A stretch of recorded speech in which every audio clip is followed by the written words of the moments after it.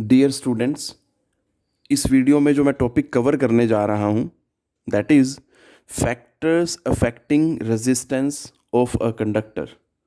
मतलब हमने ऐसे ऐसे फैक्टर्स पढ़ने हैं जो किसी भी कंडक्टर के रेजिस्टेंस को अफेक्ट करते हैं, चेंज करते हैं। तो बेटा एक फॉर्मूला तो आर के लिए आपने 10th में भी पढ़ा था, R is equal to rho L by A.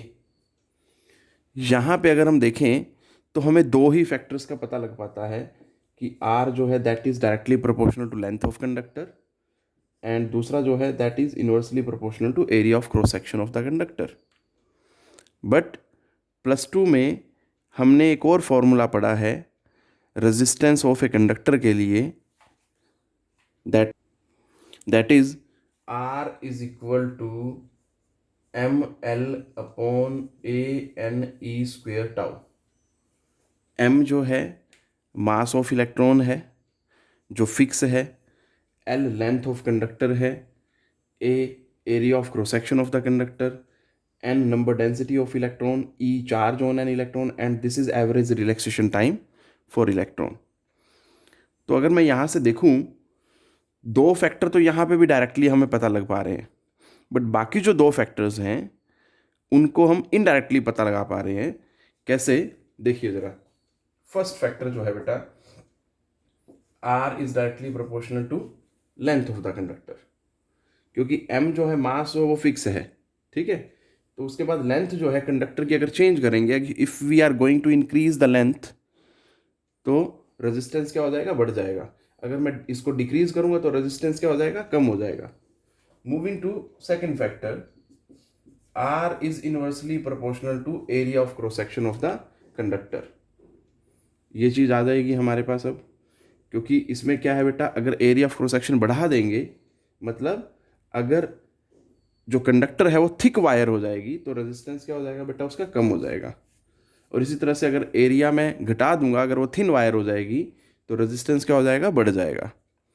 Third जो फैक्टर है वो हम डायरेक्टली नहीं निकाल पाएंगे यहाँ से। देखो, अगर मैं इसकी बात करूं, this is average relaxation time, इसका आर के साथ इनवर्स रिलेशन आ रहा है। बट ध्यान क्या देना है, हमें पता है कि if we go on increasing the temperature, अगर टेम्परेचर बढ़ाया जाएगा तो ये क्या हो जाएगा, कम हो जाएगा, क्योंकि जल्दी जल्दी कोलिजन होंगी। तो रिलैक्सेशन टाइम जो है, एवरेज रिलैक्सेशन टाइम, वो कम हो जाएगा। और अगर ये कम होगा तो क्या होगा, रेजिस्टेंस बढ़ जाएगा। इस बात पे आपने ध्यान देना है। तो सीधा सीधा अगर मैं बोलूँ कि रेजिस्टेंस जो होता है that is directly proportional to T होता है। ऐसा क्यों बोल रहा हूँ मैं, देखो टी का इसके साथ इनवर्स रिलेशन है, टेम्परेचर का एवरेज रिलैक्सेशन के साथ क्या है, दैट इज इनवर्स रिलेशन। अगर ये बढ़ेगा तो ये घटेगा, ये घटेगा तो ये बढ़ेगा, ठीक है। और आर का इसके साथ क्या है, इनवर्स रिलेशन है। तो हम क्या बोल सकते हैं, देखो आर का इसके साथ इनवर्स रिलेशन है, टी का इसके साथ रिलेशन है, तो इसलिए क्या बोल सकता हूँ मैं, टी जो है आर के साथ क्या है, दैट इज डायरेक्टली एसोसिएटेड। इन दोनों की हेल्प से क्या बोल सकता हूँ, टी और आर के आपस में डायरेक्टली प्रोपोर्शनल हैं। अगर रेजिस्टेंस बढ़ेगा तो टेम्परेचर ऑब्वियस है बढ़ जाएगा, या मैं ऐसे बोलूँ कि अगर टेम्परेचर बढ़ेगा तो रेजिस्टेंस बढ़ जाएगा, टेम्परेचर घटेगा तो रेजिस्टेंस घट जाएगा। चौथा जो फैक्टर है वो हम कहाँ से पता लगा पाते हैं, दैट इज दिस वन। ये n है नंबर डेंसिटी ऑफ इलेक्ट्रॉन्स। अब ये ध्यान देने वाली बात है, ये हर एक मटेरियल के लिए फिक्स है। जैसे कि अगर मैं आयरन की बात करूं तो आयरन में चाहे आप थिक कंडक्टर ले लो चाहे आप थिन कंडक्टर ले लो बेटा, ये फिक्स रहने वाला है, क्योंकि वो मटेरियल क्या है, iron. Clear. Degree of compactness of particles जो है उसमें फिक्स है। अगर मैं इसकी जगह एल्यूमिनियम ले लूँ तो एल्यूमिनियम में एन कुछ और होगा, नंबर डेंसिटी चेंज हो जाएगी। इस चाहे वो थिन वायर हो एल्यूमिनियम की, चाहे वो थिक वायर हो एल्यूमिनियम की, मतलब एल्यूमिनियम का कोई भी आप कंडक्टर उठाएंगे, डायमेंशंस मैटर नहीं करेंगे, उसके लिए एन फिक्स होगा। इसी तरह से अगर आप कॉपर की वायर उठा लेंगे तो उसके लिए भी क्या होगा, एन जो होगा फिक्स होगा, but that will be different from aluminium and iron. Clear है बेटा। तो यहाँ से सीधा सीधा मैं ये बोल सकता हूँ, देखो अब वो डिपेंड करेगा नंबर डेंसिटी पे। अगर किसी मटेरियल की नंबर डेंसिटी ज़्यादा है तो रेजिस्टेंस उसका कम होगा, अगर नंबर डेंसिटी कम है तो रेजिस्टेंस ज़्यादा होगा।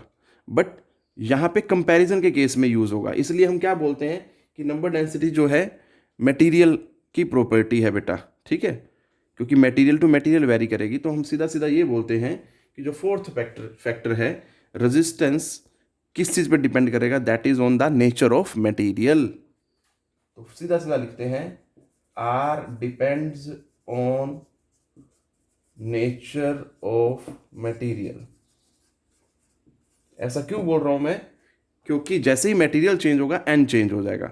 अब वहां पे वैल्यू को देख के ही हम बता पाएंगे कि पहले वाले मटेरियल के कंपैरेटिवली अब वाले मटेरियल का एन ज़्यादा है या कम है, उसके अकॉर्डिंग आर की वैल्यू जो है फ्लक्चुएट करेगी। ठीक है बेटा, so this is all about the factors affecting resistance of a conductor. तो बेसिकली हमने क्या देखा, 4 फैक्टर हैं जो रेजिस्टेंस ऑफ कंडक्टर को अफेक्ट करते हैं। लेंथ ऑफ कंडक्टर, दूसरा है area of cross section of the conductor, उसके बट इन्वर्सली प्रोपोर्शनल है वो, और थर्ड फैक्टर है that is temperature of the conductor, and चौथा है that is nature of material of the conductor. So that's it which I wanted to cover in this topic.